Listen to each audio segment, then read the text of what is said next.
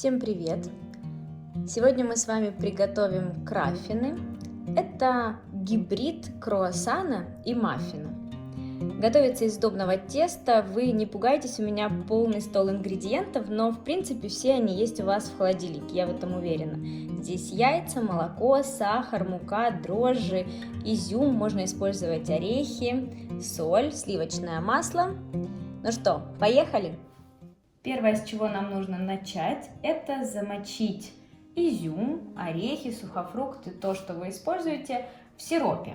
Я буду использовать черный изюм. На сдобной выпечке белой, слегка кремового цвета, очень красиво смотрится вот такой темный изюм.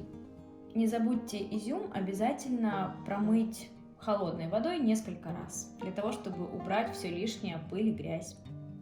Здесь у меня горячая вода, сахар, соединяем, перемешиваем. Все это, конечно, можно сделать в сотейнике на плите.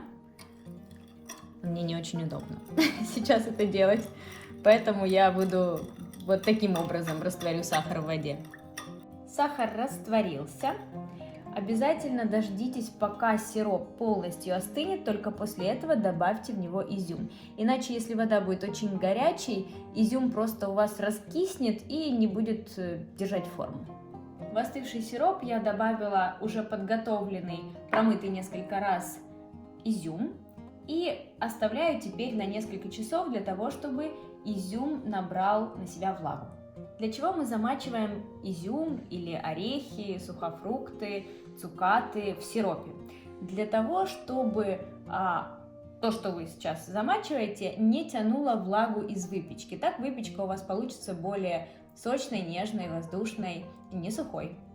А следующий процесс – это приготовление оппары. Для нее нам понадобится молоко, мука, сахар и дрожжи. Дрожжи вы можете использовать сухие и живые прессованные. Если вы используете сухие дрожжи, соедините их с мукой.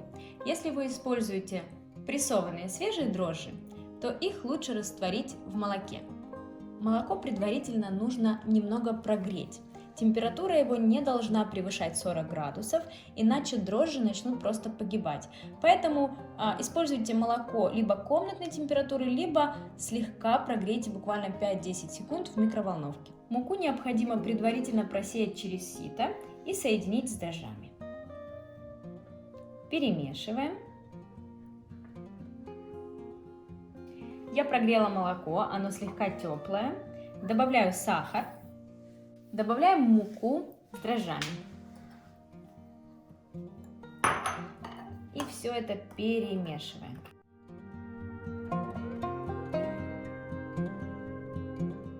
Вы можете потратить немного больше времени и все это вымешивать лопаткой, ложкой, а можете немножко схитрить и добиться однородности погружным блендером. Так ваша оппара в считанные секунды получается очень гладкой и однородной. Теперь нам необходимо накрыть ее полотенцем и убрать в теплое место буквально на полчаса, чтобы запустить процесс брожения. Та-дам! Оппара у меня подошла. Очень хорошо. Процесс идет, как вы видите. Сильно вымешивать ее не нужно, и вообще, в принципе, особо вымешивать ее не нужно. Это я вам хочу показать, что у меня здесь происходит. Продолжаем с тестом работать. Яйца, сахар, соль. Перемешиваем. Сюда же добавляем оппару. Красота! Я вообще очень люблю работать с дрожжевым тестом. Никогда. Последние 10 лет я его уже не боюсь. И вам не рекомендую бояться. Просто берите и делайте. С удовольствием. Перемешиваем. Муку я предварительно просеяла через сито. Добавляю ее сюда же. И размягченное сливочное масло. Тут уже можно запустить сюда руки. Если есть комбайн, конечно, вымешивайте комбайном. Я стараюсь всегда вот левую руку оставлять чистой, поворачивать миску, что-нибудь там себе взять, а правой рукой так замешивать.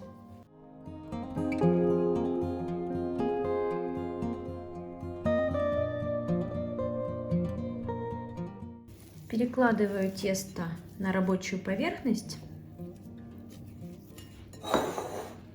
Можно стол подпылить немножко мукой, только не переусердствуйте, чтобы тесто не забить, совсем чуть-чуть муки.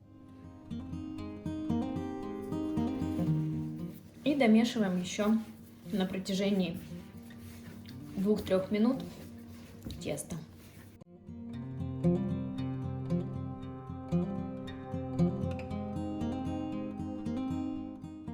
Готово. Несколько минут будет достаточно. Перекладываю тесто в миску, накрываю полотенцем и убираю в теплое место на час, чтобы тесто подошло. Тесто простояло у меня в теплом месте около часа, отдохнуло, прекрасно подошло, как вы видите. Теперь нам нужно его разделить на 6 равных частей. Мне, ассистенту, маме с папой и 2 котам. Вот. Все поровну.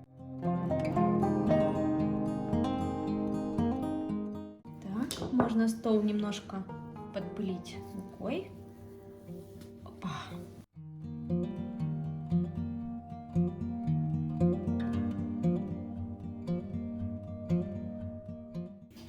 Сформируем такие шарики, отложим их в сторону, накроем обязательно пищевой пленкой, чтобы они не заветривались, и будем работать поочередно с каждым таким шариком.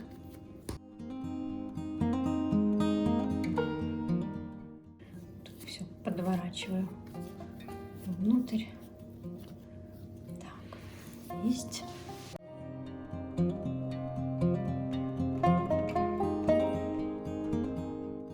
Изюм уже постоял несколько часов, пропитался, и мы можем слить сироп.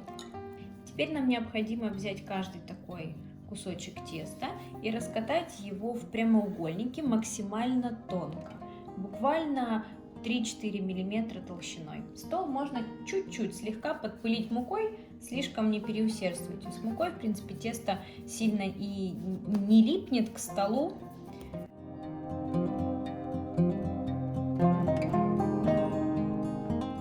Раскатываем.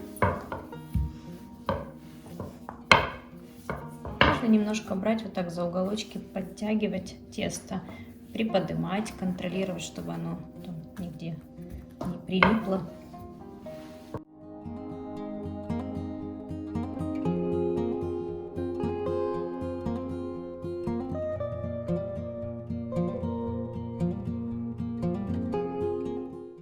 Раскатали тесто максимально тонко, буквально 3 мм, практически светится у меня стол.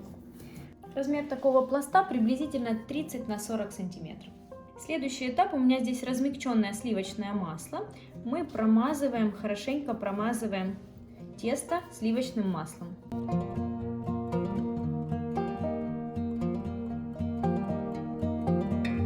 Сливочного масла не жалейте, слой должен быть хороший. Ну и качественное масло сливочное, конечно, залог успеха. Теперь раскладываем изюм, который мы предварительно подготовили. Теперь сворачиваем наше тесто в рулет.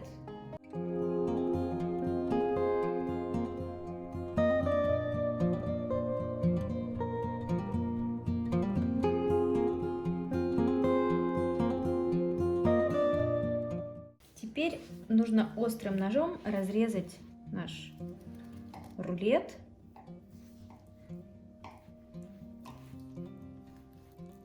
Есть нюанс, вам нельзя доходить до конца, то есть вот здесь оставляем часть не разрезана.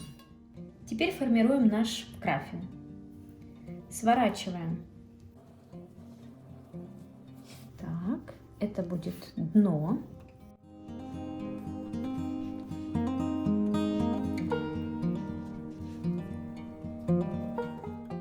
Все время слои должны смотреть наружу.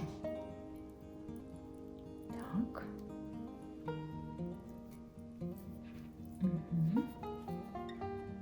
Изюм подпрятать, чтобы не сгорел. Есть. Вот то, что у нас получилось. Все слои, как я уже сказала, должны смотреть на вас. Тогда краффин будет очень красивый после выпекания. Подготовлю формы. У меня есть вот такие металлические кольца. Я немного промазываю сливочным маслом, укладываю вовнутрь пергамент, чтобы он туда прилип. И буду закладывать сюда вовнутрь краффин. Если у вас нет таких металлических форм, вообще удобнее и проще использовать вот эти, которые продаются для пасочек, бумажные формы. Я сейчас из дома не выхожу на карантине, поэтому у меня есть только вот такие формы. Наш краффин и подготовленная форма. Накрываем. Оставляйте обязательно с краю по сантиметру минимум, а то и по 1,5 зазора, для того, чтобы ваш краффин рос не только вверх, но и в стороны. Можно сделать такой вариант с шоколадными дропсами. Я предлагаю сделать разные. С орехами, с изюмом, с маком и с шоколадом.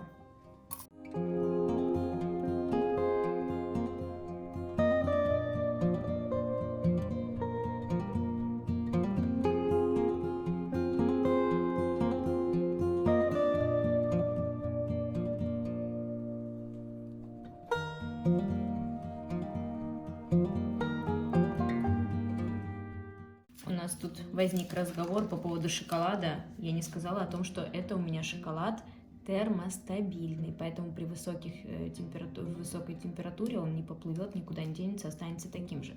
Поэтому будьте внимательны, используйте дропсы термостабильные. Я присыпала обжаренным грецким орехом. В принципе, это может быть и миндаль, и фундук, и фисташка.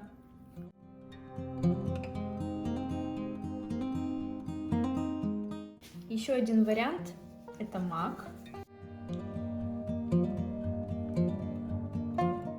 Мак я предварительно не замачивала, это сухой мак. И сворачиваем в рулетик. Основные моменты, как вы уже заметили, максимально тонко раскатать, хорошо промазать сливочным маслом. Хотела что-нибудь третье. И быстренько съесть. Опа. Разрезаем. Смотрите, как все слои красиво с маком видно. С орехами так не увидишь. И сворачиваем.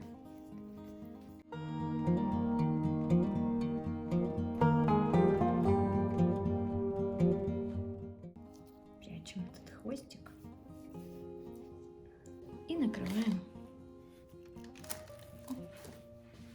Накрываем наши краффины полотенцем и убираем на 1 час в теплое место без сквозняков, для того, чтобы тесто подошло. А потом будем выпекать. Краффины простояли у нас в теплом месте практически час уже и хорошо подошли. Выпекаем наши краффины в разогретой до 180 градусов духовке с конвекцией, с обдувом. 30, приблизительно вот такой размер, около 30 минут. Готовность я проверяю деревянной шпажкой. На последних 5 минутах у меня очень активно золотится верхушка у выпечки. И дабы ничего не сгорело, не пригорело, я накрою фольгой и допеку еще 5-7 минут допеку. Краффины готовы. Я только что достала их из духовки. Сразу же сниму кольца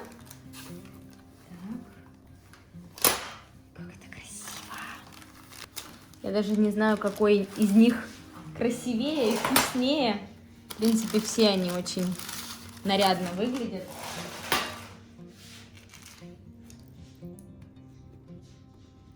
Горячо! Красивые. Каждый по-своему.